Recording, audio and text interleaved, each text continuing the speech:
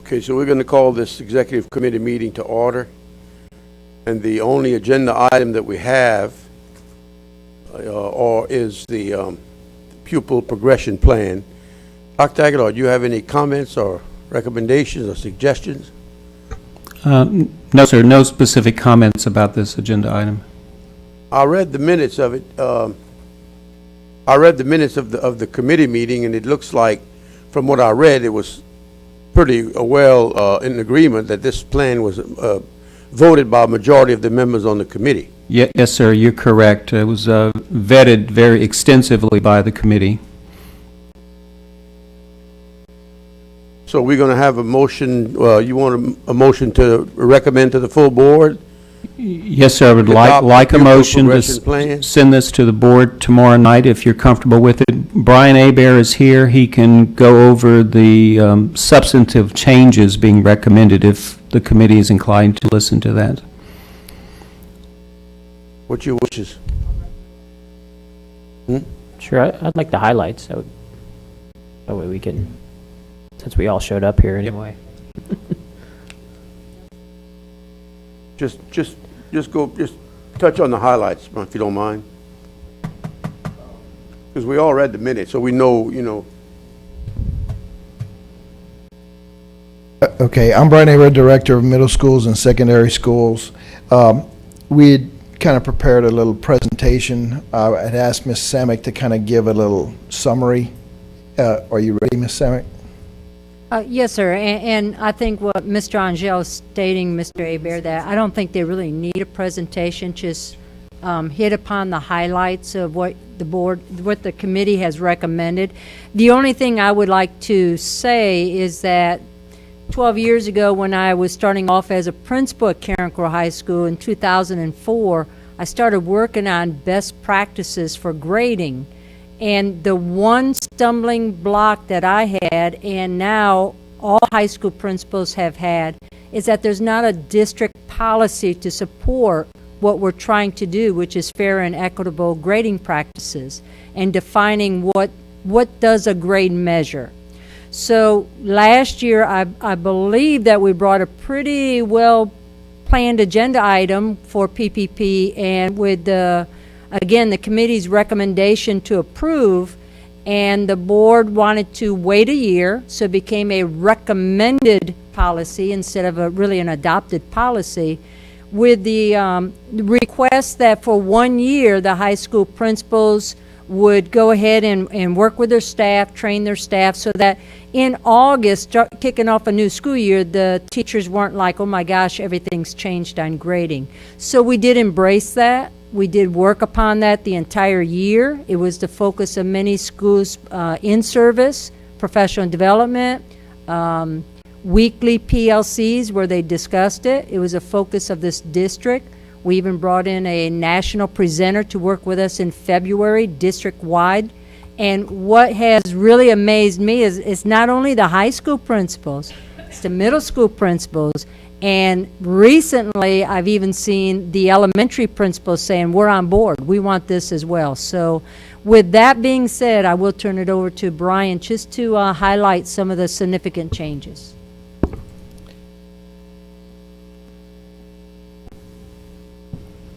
Okay, I'm looking at a document that reviews the changes from last year's pupil progression plan to this year's plan.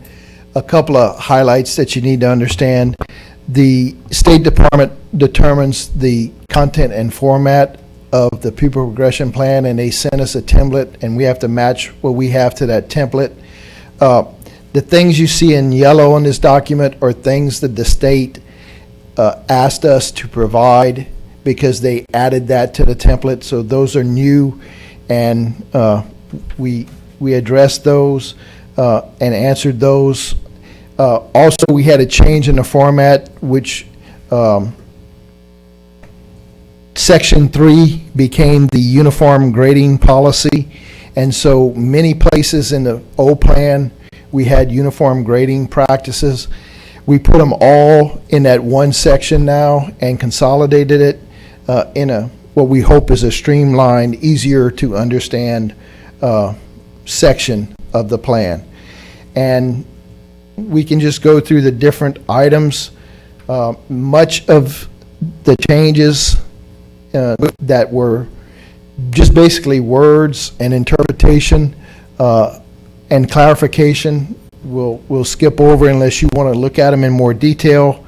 I'm going to start with page 23, which is the first significant change that we are going to say the makeup work standards for students is 5 days, except in situations of extenuating circumstances where the administrator of the school and they can involve the appropriate level director of schools to determine if there's extenuating circumstances that they can extend that period of 5 days, but not to exceed 10 days at the end of a grading period. So that's one change. Any questions about it?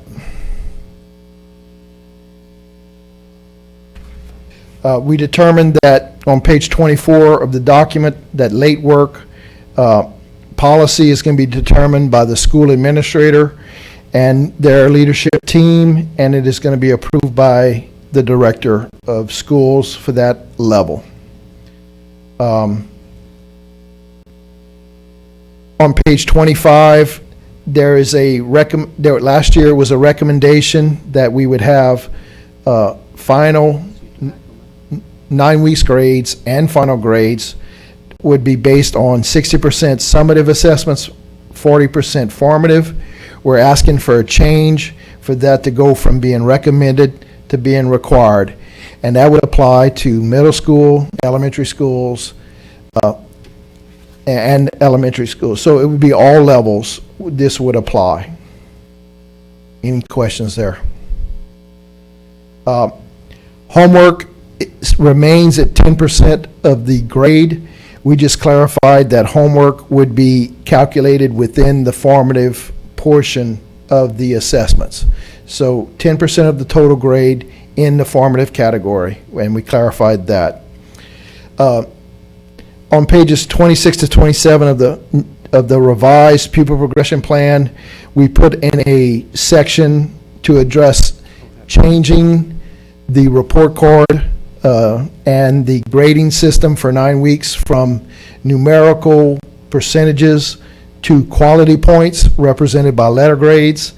And we detailed the process for it, that an A would represent 3.5 and above, and you can see the scale there, and change to the 4-point scale, which would make it an equal interval scale, so that students, if they did earn an F in a particular 9 weeks, they would still have the opportunity to recover if they improved in other 9 weeks. And that was the motivation behind that.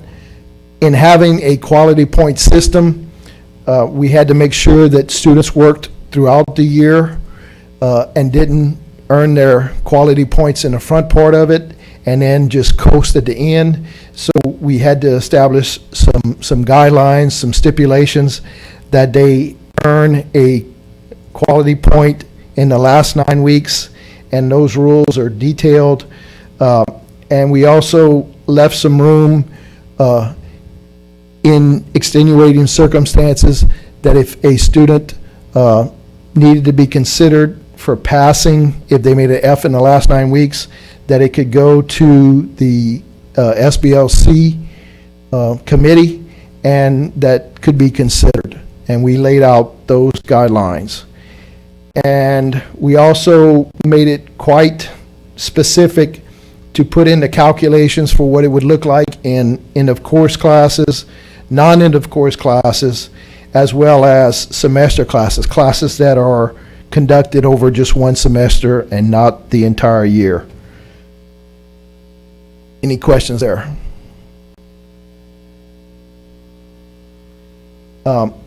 In terms of comparing high school courses for end of course and non-end of course, last year we made a change in pupil progression at end of course courses.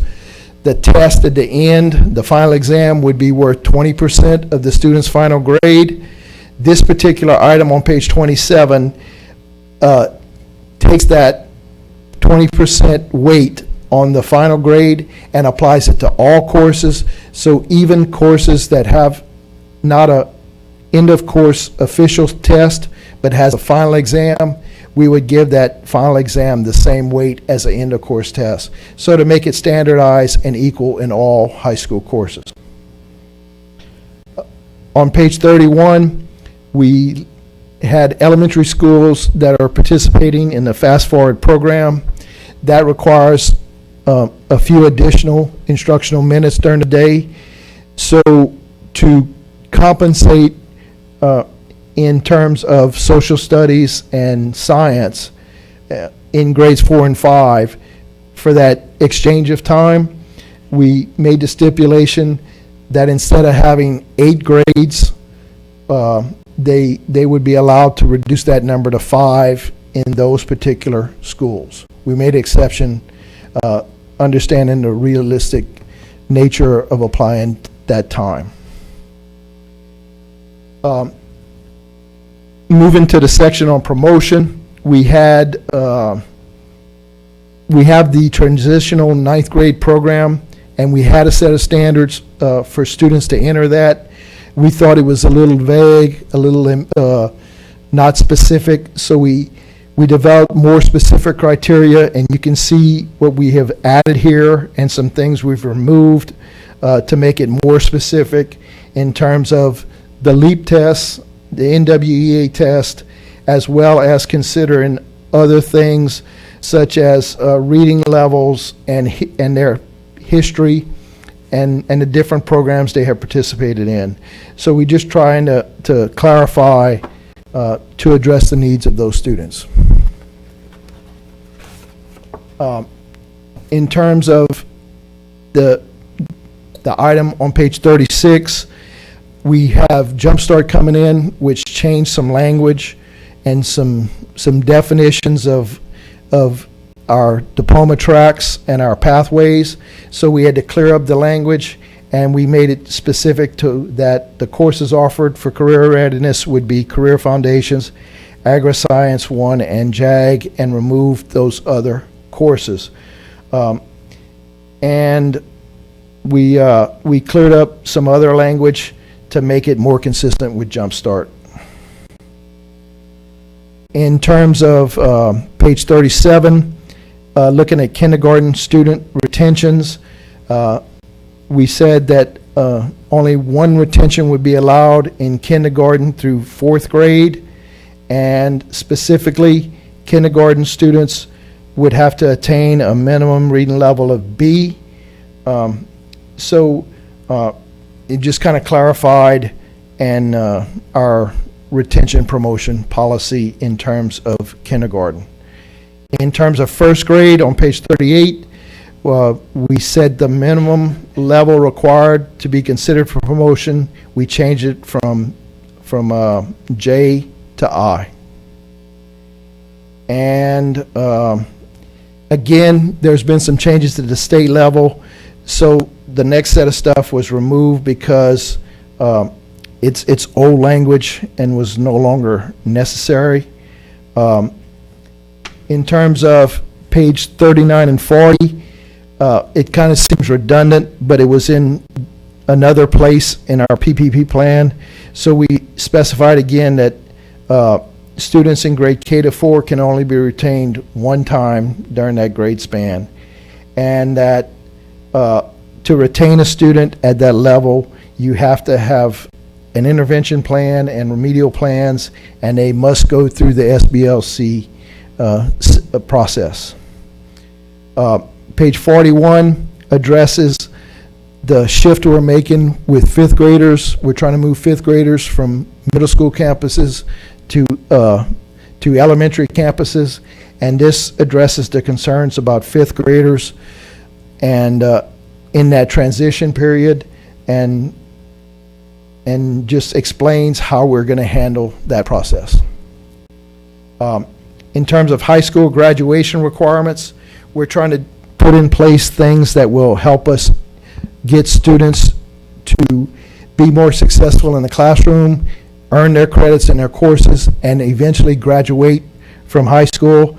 And so we have in place and suggested that we do grade recovery using our virtual program of eCampus, where a student who's failing at the end of 9 weeks can go into grade recovery, do remedial work, and after proving that they have mastered those skills, we can go back and award them the grade they earned in the recovery process. In terms of credit recovery, we have an end-of-course credit recovery where if a student takes an end-of-course course, passes the end-of-course test, they can schedule the end-of-course virtual course, and since they have already met their seat time requirements, they'll take a diagnostic test, receive the prescriptive curriculum, and then hopefully earn their credit by replacing the skills and the content they don't know demonstrated through test in the virtual course. We also have set up the same thing for non-end-of-course courses, and we also put in a credit recovery for seniors and graduating juniors, to where we can look at them at 4 checkpoints and address their needs if they're failing a course. At the second 9 weeks, the third 9 weeks, the progress report point of the fourth 9 weeks and the end of the fourth 9 weeks, we can look at them. If they're failing a course, we can schedule them in a virtual course that is related but different, meaning if it's a math course, we put them in another math course, a science course, and another science course, and they would take those courses simultaneously, and hopefully they would pass one or the other of them. So it kind of gives us a system to make sure our seniors make it to being able to earn their diploma and walk across the stage. And that's a big section. Any questions there?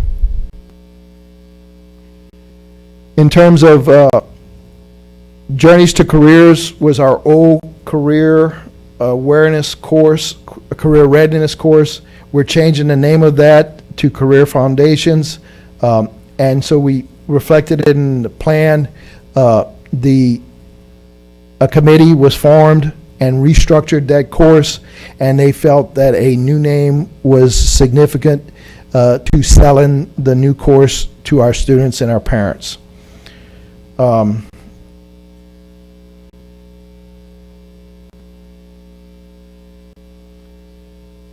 Page 58 addresses students that attend a grade 5 extended academic year program, that they could be assigned to the, if they've not met the requirements, they can be assigned to that program, and that includes the removal of deficiencies. Moving on to acceleration, we've always offered, in some cases, Algebra 1 in the middle schools. What we did was develop a process that is prepares our students to be successful in Algebra 1, and we had actually a pilot of this process at LJ Alamo, and it was successful. And so now we're making that pilot into policy, and we're going to try to establish this process in all of our middle schools. The goal here is to offer high school credit to our middle school students at an increased rate as we develop our system. In terms of remediation and the extended day program in our middle schools, we had some changes there. We made some clarifications. We changed the 63-day requirement to 90 days. We basically included students from the 5th grade program would be included in the extended day program. And in our transition portion of our program, when students enter at the end of 9 weeks, they enter the program and they were able to get out last year in the earlier plan with the D.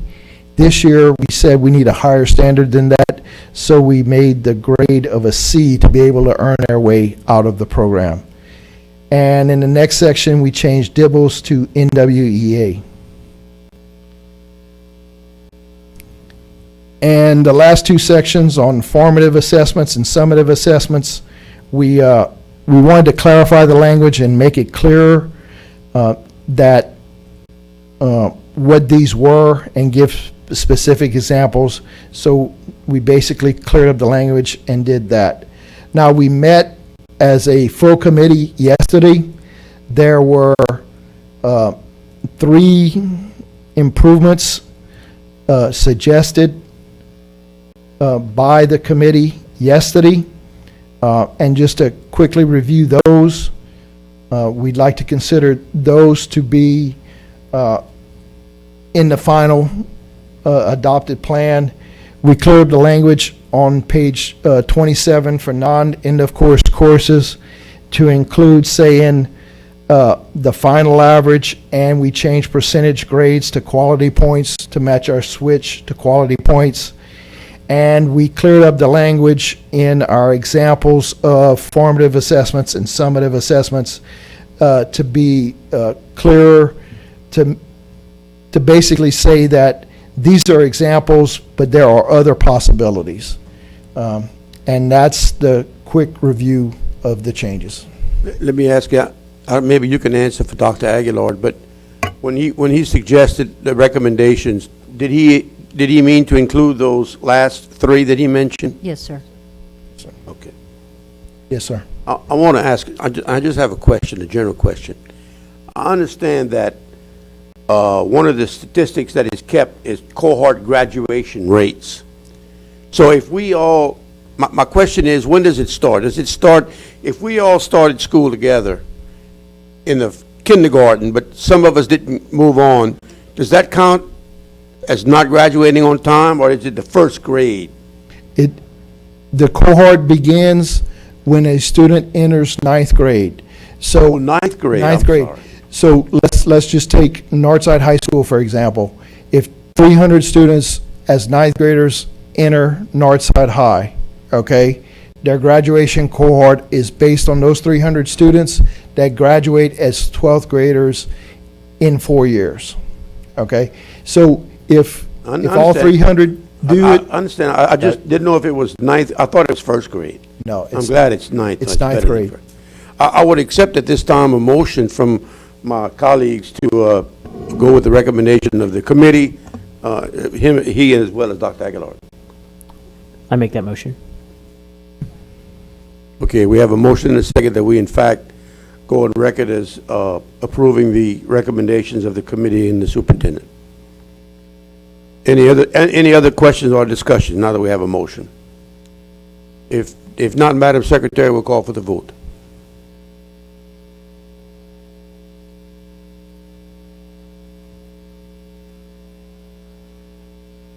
Dawn second.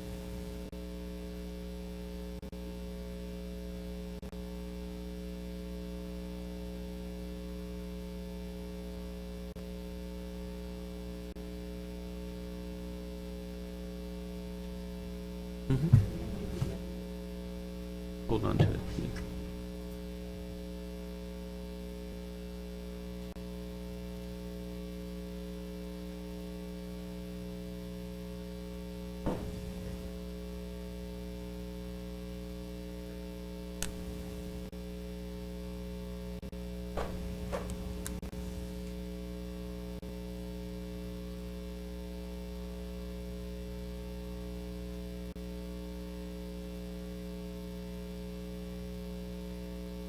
Did everybody vote?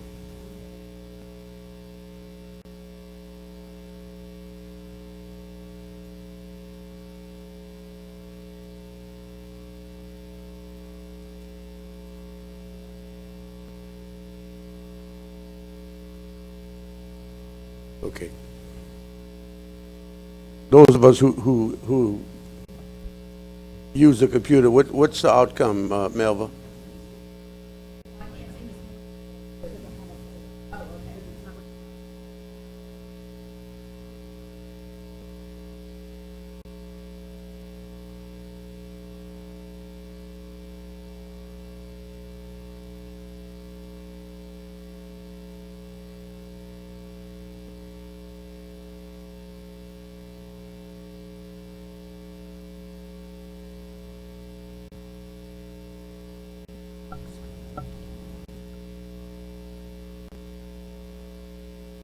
3 for, none against. Okay, motion carries. That was the only thing on the agenda. This meeting is adjourned.